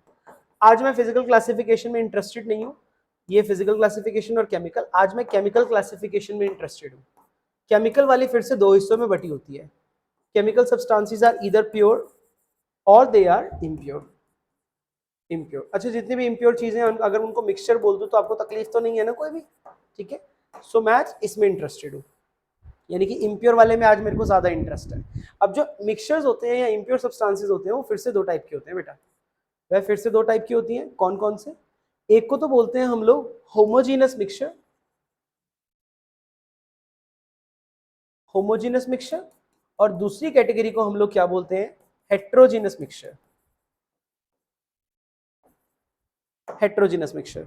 अभी जितने भी दुनिया के जो होमोजीनस मिक्सचर्स होते हैं ना, इन सारे के सारे होमोजीनस मिक्सचर्स को हम लोग एक स्पेशल नाम से जानते हैं, they are called as solutions. सो यहां से हमारे पास एक डेफिनेशन बनता है, दैट इज ऑफ सॉल्यूशन। तो सॉल्यूशन को हम कैसे डिफाइन कर सकते हैं? इट इज अ होमोजीनस, यह एक होमोजीनस मिक्सचर होता है। एयर भी क्या है? एयर भी तो एक सॉल्यूशन ही है ना? It is a homogeneous mixture, homogeneous mixture of और टू और मोर कंपोनेंट्स, दो या दो से अधिक कंपोनेंट्स के होमोजेनस मिक्सचर को ही हम लोग क्या बोलते हैं? दो या दो से अधिक चीजों के ही होमोजेनस मिक्सचर को हम लोग सॉल्यूशन कहते हैं, ठीक है। अब हमारे सिलेबस में हमें पढ़ने हैं केवल और केवल बाइनरी सॉल्यूशंस। हमने बाइनरी सॉल्यूशन पढ़ने हैं। बाइनरी सॉल्यूशन का मतलब क्या होता है? दो कंपोनेंट्स, यानी कि इसके अंदर दो कंपोनेंट्स होने चाहिए, ठीक है। और दो कंपोनेंट्स कौन कौन से होते हैं? एक को तो बोलते हैं हम लोग सॉल्यूट बोलते हैं, और दूसरे को अपन क्या बोलते हैं? सॉल्वेंट बोलते हैं। सही बात है। सॉल्यूट कौन सा होता है बेटा? सॉल्यूट वो होता है जो कि लेस अमाउंट में होता है, लेस अमाउंट में जो होता है, और सॉल्वेंट वो होता है जो कि मोर अमाउंट में होता है, ठीक है। बहुत सिंपल सा कॉन्सेप्ट है, कुछ भी नहीं है इसके अंदर, ठीक है। अभी चलो एक सिंपल सा कॉन्सेप्ट है, तो एक छोटा सा क्वेश्चन पूछ लूं मैं आपसे, है ना? थोड़ा मुझे भी पता चल जाएगा कितने पानी में हो तुम लोग, ठीक है। चलिए, सब आंसर देंगे मुझे, ठीक है। कोई भी ऐसे शर्मा के नहीं बैठा रहेगा, एवरीबडी विल आंसर। गलत सही doesn't matter, but answer everybody. I want to hear answer from everybody बेटा, ठीक है जी। ओके, ठीक है जी। So the question goes like this. कहता मान के चलो कि हमने एक सिचुएशन लिया कि दो बीकर है हमारे पास, ठीक है। Two beakers I have taken, one is this, another one is this, ठीक है। एक में तो मैंने ले लिया 54 ग्राम्स ऑफ वाटर, और दूसरे मैंने ले लिया 98 ग्राम्स ऑफ H2SO4। ये ऑब्वियसली बात है, ये एसिड है। इन दोनों को मैंने मिक्स किया और इनको मैंने एक बड़े कंटेनर में ऐड कर दिया, this is my big container, और इसके अंदर मैंने इनको सॉल्यूशन बना दिया, मिक्स कर दिया। आपके लिए सवाल इतना सा है बेटा, आपने मुझे बताना है कि इसमें से, इन दोनों में से ऑब्वियसली बात है, एक सॉल्यूट होगा एक सॉल्वेंट होगा। आपने मुझे बताना है कि इसमें सॉल्यूट कौन होगा और सॉल्वेंट कौन होगा। Please tell me fast, tell me fast, फास्टम फास्ट, ठीक है। टेल मी कि इसमें सॉल्यूट कौन होगा और सॉल्वेंट कौन होगा, प्लीज टेल मी फटाफट से guys.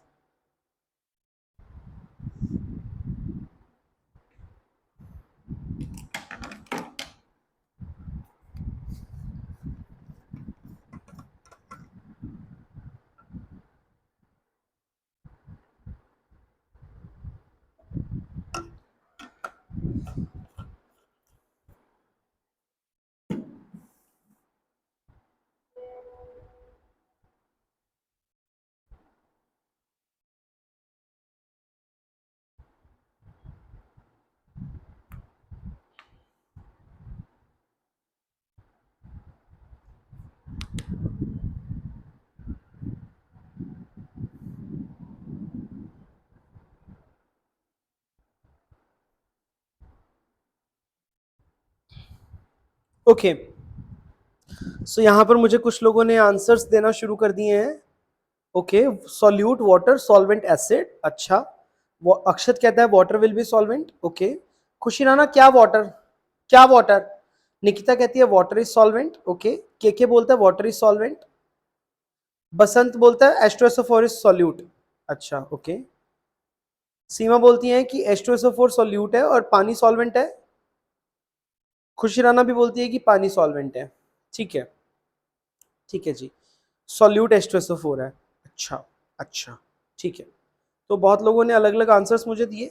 Water will be solvent, अक्षत को लगता है कि पानी सॉल्वेंट होगा, और देख लेते हैं।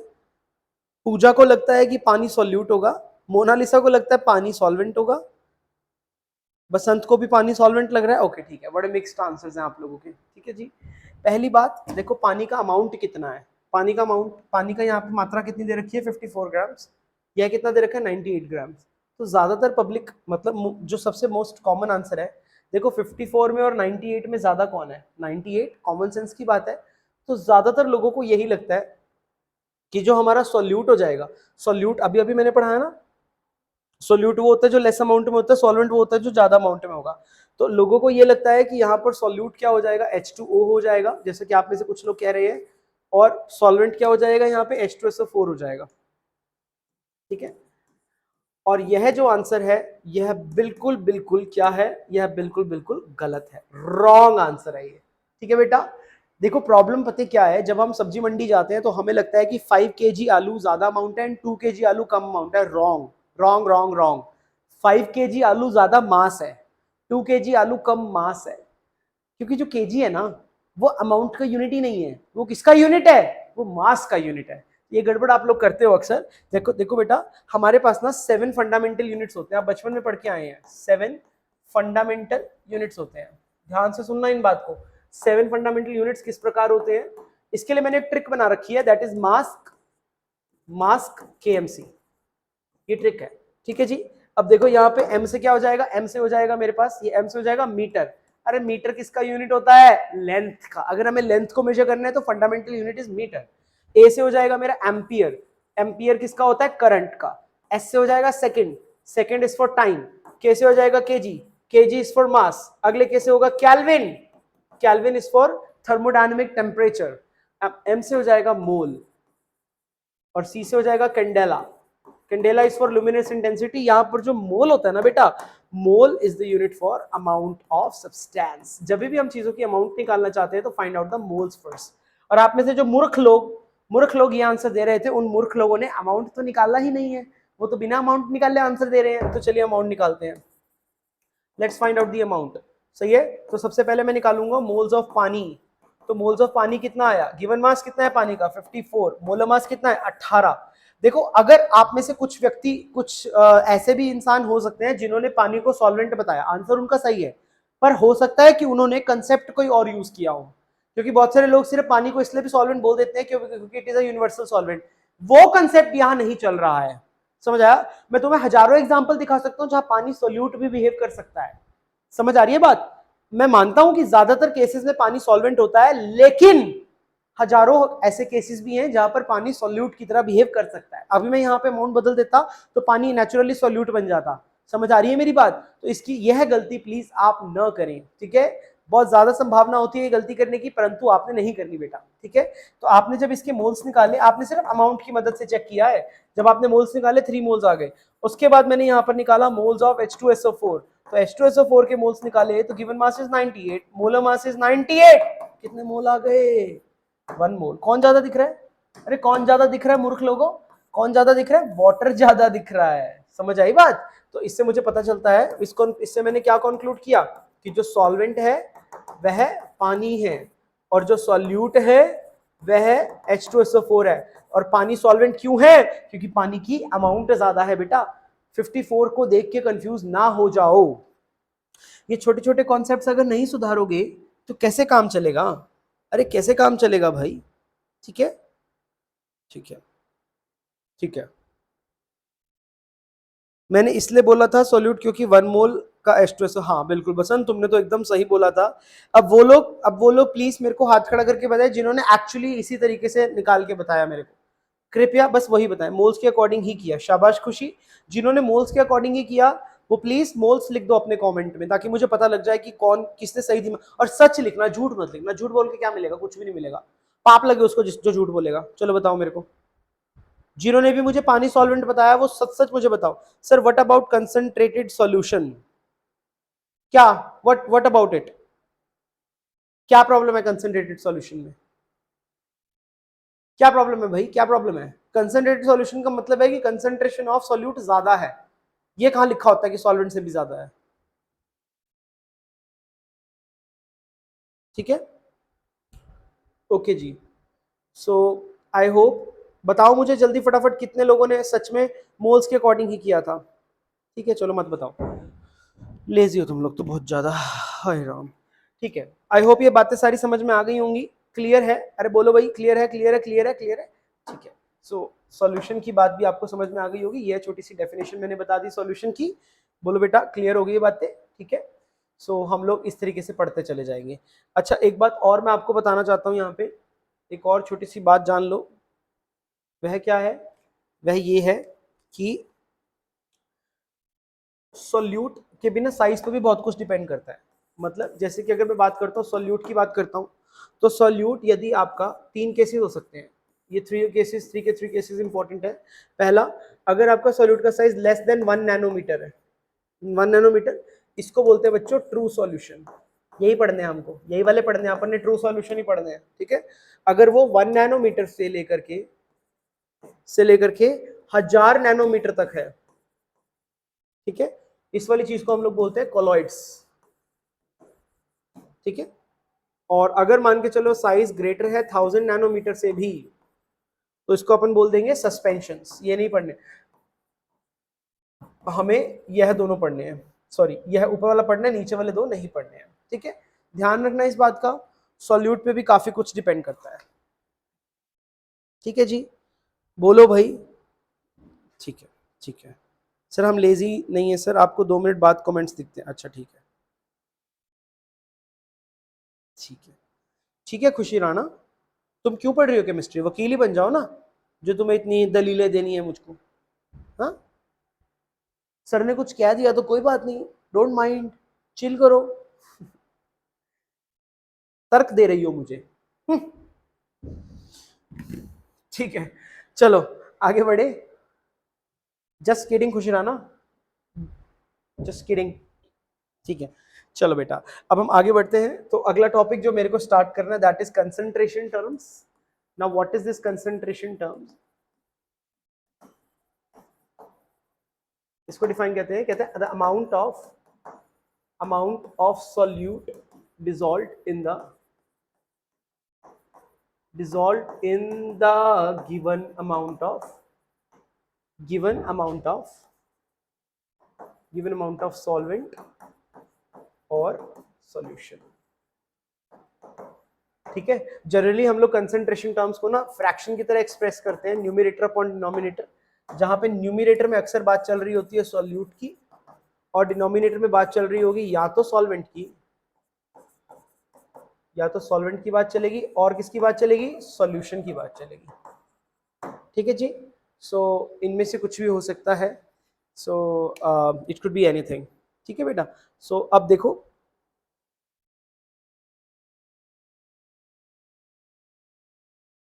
ठीक है, सो आई होप ये बात समझ में आ गई होगी आपको। और एक बात, ये 2 फैमिलीज में डिवाइडेड होती हैं, 2 परिवारों की होती है कंसंट्रेशन टर्म। क्या होते हैं वह 2 परिवार, आओ आपको बता देते हैं। एक को बोलते हैं बच्चों टेम्परेचर डिपेंडेंट,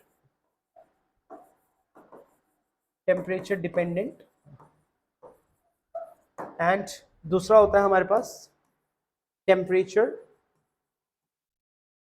इंडिपेंडेंट। ठीक है जी, तो ये दोनों परिवार के बारे में ध्यान में रखना है।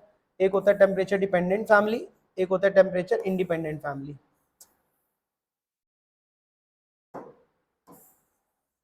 एक टेम्परेचर डिपेंडेंट है और एक टेम्परेचर इंडिपेंडेंट है। ठीक है, अब इनमें फर्क क्या है, आओ इसको एक बार जान लेते हैं। टेम्परेचर डिपेंडेंट वो होते हैं विच changes with temperature, which changes with change in temperature, which has no effect of temperature, which has no effect of temperature change, जिसमें टेम्परेचर चेंज करने से कुछ नहीं होता है। अब इसकी ट्रिक क्या है, जो टेम्परेचर डिपेंडेंट होती है इसमें वॉल्यूम टर्म होगी कहीं ना कहीं, volume term present, no volume term, कभी भी कोई किसी चीज का वॉल्यूम नहीं आ रहा होगा। ठीक है जी, आई थिंक बहुत हो गया आज के लिए। ठीक है, आज आई होप आपको आज का लेक्चर समझ में आएगा. One was about N factor and another one was about concentration terms. अभी कंसंट्रेशन टर्म्स चलेगा थोड़ा सा और, ठीक है. कंसंट्रेशन टर्म्स पढ़ाऊंगा. कंसंट्रेशन टर्म्स के बाद हम लोग क्या पढ़ेंगे? आफ्टर कंसंट्रेशन टर्म्स मैं आपको ये वाले छोटे टॉपिक्स पढ़ाऊंगा, मिक्सिंग, सैम्पलिंग, डाइल्यूशन, तो ये सब बातें हम पढ़ेंगे, ठीक है ना. मजा आएगा पढ़ने में. Concentration term is again a very beautiful topic. जल्दी निपट जाएगा कल. फिर उसके बाद हम ये छोटी छोटी टर्म्स पढ़ेंगे और इसके मैं आपको बहुत सारे छोटे छोटे प्यारे प्यारे क्वेश्चंस करवाऊंगा, ठीक है जी. I hope you are ready and full of energy for these topics, छोटे टॉपिक्स, बिकॉज ये छोटे टॉपिक्स बहुत काम आते हैं. और ठीक है, सो that is all for today. जुड़े रहिए इसी तरीके से और अलग अलग कॉन्सेप्ट सीखने के लिए, ट्रिक सीखने के लिए. आई होप मैं हर रोज आपकी नॉलेज में कुछ ऐड ऑन कर पाता हूँ. जो भी आपको प्रीवियसली पता है उसमें कुछ चीजें आपको बढ़ के पता चलती है, ठीक है. देखो ऑब्वियस सी बात है, आप लोग बिगिनर्स नहीं है. You have been studying chemistry for like last 3-4 years, ठीक है ना, मे बी मोर. बट 3-4 साल से तो आप पढ़ ही रहे हो केमिस्ट्री, ज़्यादा से भी पढ़ सकते हो. तो ऐसा मैं कुछ नहीं बताता जो बिल्कुल नया हो, है ना. मैं ऐसे टॉपिक्स उठा ही नहीं रहा आपके साथ, है ना. बट आई वॉन्ट कि आपको जितना पता है वो ढंग से पता चल जाए, कि इतना अच्छा पता हो कि अगर आपसे कोई आपका छोटा भाई बहन कोई पूछे तो आपको एकदम ढंग से सटीक उसका मतलब पता होना चाहिए. ऐसा, क्योंकि यू नेवर नो कि some of you might also enter into the teaching career, है ना. जब टीचिंग करियर में एंटर करते हैं तो ये छोटी चीजें मैटर करती हैं, बिकॉज आप नहीं चाहोगे ना कि आपका क्लास में ह्यूमिलेट हो जाओ. 40 बच्चों की क्लास है और उसमें आपको एक छोटा सा डाउट नहीं आपसे हो रहा है solve, so what is the point. And you never know what a student can ask, है ना. सो इसीलिए मैं आपको भी बोलता हूँ कि try to ask as many questions as you want. आप पूछो ना क्लास में, ठीक है. कोई भी क्वेश्चन इररिलेवेंट नहीं होता. हाँ मे बी अगर तुम फालतू सवाल पूछोगे, ज्यादा से ज्यादा मैं क्या कहूँगा, गधा ही बोल दूंगा तुमको, कोई बात नहीं, क्या हो गया फिर, क्या हो गया, गधे बन जाओगे मेरे बोलने से, नहीं बनोगे, है ना. पर तुम्हारा डाउट तो क्लियर मैं करूंगा ना. ऐसा थोड़ी कि मैं तुम्हें गधा बोल के आगे बढ़ाने लग जाऊंगा, नहीं. I am not that person. I will clear your doubt, I will acknowledge you, I will you know make it popular. सबको बताऊंगा मैं आपका डाउट, ताकि सब में, क्योंकि देखो आपका जो डाउट है वो कल को किसी और का भी हो सकता है. पूछो, बिंदास पूछो एकदम, ठीक है. सभी के लिए, सभी टीचर से पूछो. सो कोई, हमारी टीम ही ऐसी है, कोई भी ऐसा नहीं है जो आपके डाउट्स को नजरअंदाज करेगा, ठीक है. Everybody is here to help you, चाहे वो कोई भी हो, है ना. सो ठीक है, that is all for today.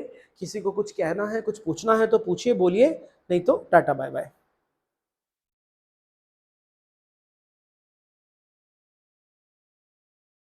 ठीक है सर, आप गुस्सा हमें बहुत, सर आपका गुस्सा हमें बहुत आनंद देता है. मेरा गुस्सा आपको आनंद देता है बसंत? अरे अजीब प्राणी हो तुम तो. ठीक है, मोलालिटी इज इंडिपेंडेंट. हाँ हाँ खुशी राना, बिल्कुल सही बात. Thank you thank you. ठीक है सर, फॉर्मेलिटी भी बता देना, आज तक नहीं. अरे भाई बहुत ही आसान है, फॉर्मेलिटी एक फॉर्मेलिटी की तरह ही है, लेकिन मैं बताऊंगा, don't you worry at all, ठीक है. छोटे टॉपिक्स मेरे को छोड़ने नहीं है. So the way sir scold and smile simultaneously, it's just, अच्छा ठीक है, थैंक यू. ठीक है, तो पढ़ो भाई, मेहनत करो, ठीक है. ठीक है, गधे बनो पर मेहनत करो. मेहनत करो, मेहनत करना इज इंपॉर्टेंट. पागलपन होना चाहिए, अगर आपको पढ़ना है ना तो पागलपन होना चाहिए. देखो एक बात मैं तुम्हें सच बताऊं, ऐसा किसी ने कहा है कि जितने भी इंसानों ने अपनी लाइफ में कुछ बड़ा किया है ना, वो they are somehow bipolar. Bipolar समझते हैं आप लोग, इनका थोड़े सटके हुए टाइप्स के. तो आपको भी थोड़ा सटकना पड़ेगा, मतलब सटक जाओ बिल्कुल एकदम. ऑलवेज रिमेंबर, जब आप नहीं पढ़ रहे कोई और पढ़ रहा है, बस मैं तो सबको यही बोलता हूँ, ठीक है.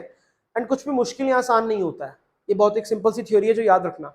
आप लोग कुछ टॉपिक्स को छोड़ के चलते हो कि भैया ये मुश्किल है, कुछ को कर लेते हो बार बार कि ये आसान है. देयर इज नथिंग मुश्किल और आसान, दो ही चीजें होती है बेटा, या तो आता है या नहीं आता है. अब तुम देख लो कि तुम कौन सी कैटेगरी में जाना चाहते हो. जो तुम्हें मुश्किल लग रहा है वो तो किसी और को आसान लग रहा है, क्योंकि उसको आता है, तुमको नहीं आता है. तुम्हारी कमी है वो, ठीक है. अपनी कमी को सुधारो इंस्टेड ऑफ ब्लेमिंग एवरीबडी. मैंने तुम्हें एक बार पहले भी एक स्टोरी सुनाई थी, वही कुत्ते वाली, जिसके नीचे कील होता है और वो चिल्लाता रहता है. So don't behave like that, okay. अपनी दिक्कत को पकड़ो, ढूंढो. इतने बड़े तुम हो चुके हो, तुम्हारा 11th-12th में नहीं पढ़ते हो, है ना. You are mentally more grown up, है ना.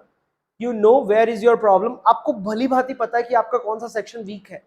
बस आप लोग कटते हो, आप लोग बचते हो कि वो ना ही करना पड़े तो अच्छा है. बट कितना भागोगे, कितना भागोगे भाई.